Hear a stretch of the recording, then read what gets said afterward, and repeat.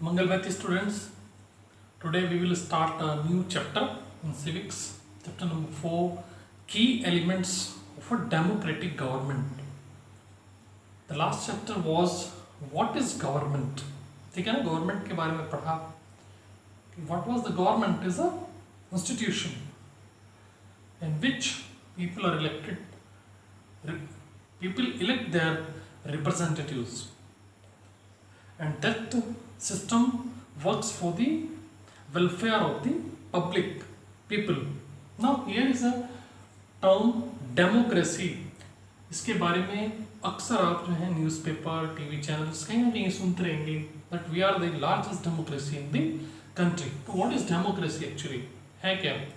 सो ये भी एक तरह का it is a form of government. ठीक है ना, गवर्नमेंट बहुत तरह की हो सकती हैं, ये भी एक तरह की गवर्नमेंट ही है, लेकिन क्या it is elected by the people.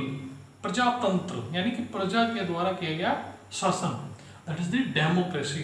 तो हमारे यहाँ पे क्या होता है, इलेक्शंस होते रहते हैं एवरी 5 years. इलेक्शंस में क्या है कि हम लोग कोई भी anyone can participate in the elections. उसकी कुछ कंडीशंस हैं, इतनी एज होनी चाहिए, we must be the citizen of India, और बहुत सारे इसमें कंडीशंस हैं. If we fulfil that so we can stand as a candidate in the election. ठीक है ना, और उसमें हम इलेक्शंस में पार्टिसिपेट कर सकते हैं कोई भी, और जिसको ज़्यादा वोटिंग मिलेंगी वो जीत जाएगा, he will be act as a representative. So it is a form of government elected by the people, यानी कि ये it is a government run by the people. अब कैसे जनता उसको सरकार को चलाएगी, क्योंकि हम जिन लोगों को चुनेंगे वही लोग जाकर के सरकार बनाते हैं, एक संस्था बनाते हैं, फिर वो चल करके पब्लिक के लिए काम करते हैं.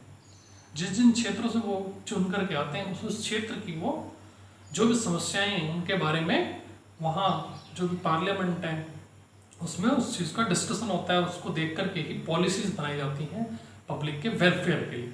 ठीक है, तो डेमोक्रेसी का मतलब क्या है कि जिसमें कंट्री के प्रत्येक every individual take participate in the process of government. ठीक है ना, दैट इज अ डेमोक्रेसी. जैसे कि हमारे देश के अंदर भी डेमोक्रेसी है, लोकतांत्रिक सरकार है. ठीक है ना, अब उसकी कुछ अपनी विशेषताएं हैं, क्यों इसको चुना गया है. अब देखिए, अगर इसके विपरीत केवल कुछ ही लोग गवर्नमेंट चलाया करते तो क्या होता, वो अपनी मनमानी भी कर सकते थे. ये ज़रूरी नहीं कि वो हमेशा मनमानी करते, लेकिन इसमें चांसेस ज़्यादा हैं. लेकिन जिन लोगों को हम चुनते हैं उनको 5 साल के बाद दोबारा फिर से इलेक्शन में जाना होता है, तो निश्चित तौर पर अगर वो कोई गलत कार्य करते हैं तो पब्लिक उनको अपने वोटिंग के द्वारा हटा सकते हैं. इसकी क्या क्या मेन विशेषताएं हैं. Number first, power exercised bye the people. इसमें क्या है, ऐसा माना जाता है कि जितनी भी जो पावर है वो किस में निहित है, सरकार में तो है ही है, लेकिन सरकार किसके ऊपर टिकी हुई है, जनता के ऊपर टिकी हुई है. अगर जनता ही नाराज हो गई तो अगले इलेक्शन में गवर्नमेंट को पलट देगी. Understood. So directly every individual take participate in form of government. कैसे, थ्रू द इलेक्शंस. ठीक है ना, इलेक्शंस की भी अपनी कुछ कंडीशंस हैं.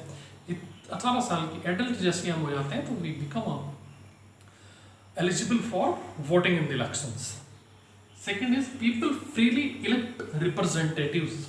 अब इसमें क्या है कि हर एक कोई फ्री है, जो जिसको भी वोट डालने का अधिकार है वो किसी को भी अपना रिप्रेजेंटेटिव चुन सकता है, किसी को भी अपना कैंडिडेट चुन करके आगे संसद में, पार्लियामेंट, कहीं पर भी भेज सकता है गवर्नमेंट फॉर्मेशन के लिए.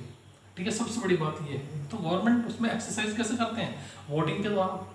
दूसरा वो क्या करते हैं, अपने फ्री हैं, they are free to elect their members.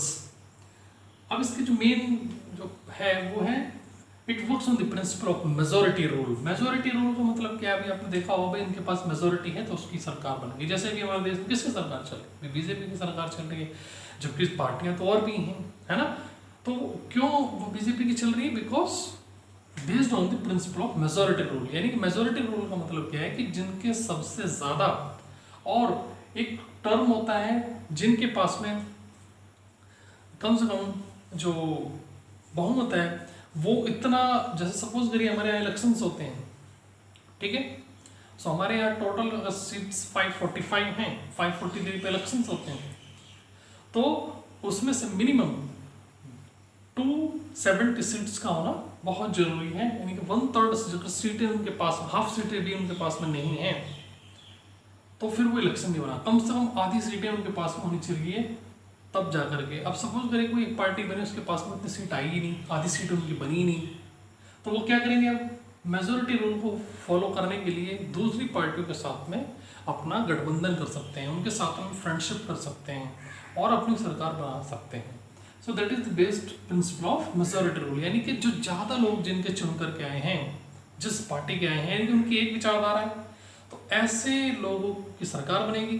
तो उनके सब, इसका मतलब क्या हुआ कि देश की ज़्यादातर जनता को उन्होंने अपने साथ में ले लिया है, तब वो सरकार चला रहे हैं। क्लियर? एक और है इसमें, it is worked on the principle of equality and justice. Equality and justice का जो अधिकार दिया गया है क्या है? ये जो कंडीशन रखी गई, किसने रखी है? ये हमारे कॉन्स्टिट्यूशन ने रखी है कि भाई जो भी सरकार बनेगी वो किस पे काम करेगी? इक्वालिटी, यानी कि सब, भले ही हम सरकार में हम हैं, लेकिन हम विपक्ष को ऐसा नहीं है कि उनको बराबर का अधिकार नहीं देंगे, उनको भी वही प्रिविलेजेस मिलेंगे जो हमें मिलेंगे। जस्टिस, सबके साथ में न्याय होगा, ऐसा नहीं कि हम केवल अपने अपने लोगों के लिए काम करेंगे, दूसरों के लिए नहीं, उनके साथ कुछ भी अन्याय करेंगे। सो ये बहुत बड़ा है। तो कॉन्स्टिट्यूशन ने हमेशा कहा है कि भाई इक्वलिटी, सबको इक्वल मानना है, चाहे वो किसी भी जाति, धर्म, रंग, किसी भी वर्ग से हो, और सबको न्याय मिलेगा। ऐसे इनके जो बेसिक प्रिंसिपल हैं। तो जो मेन कैरेक्टरिस्टिक्स है क्यों डेमोक्रेसी के लिए क्या है? क्योंकि it is based on the principle of equality and justice.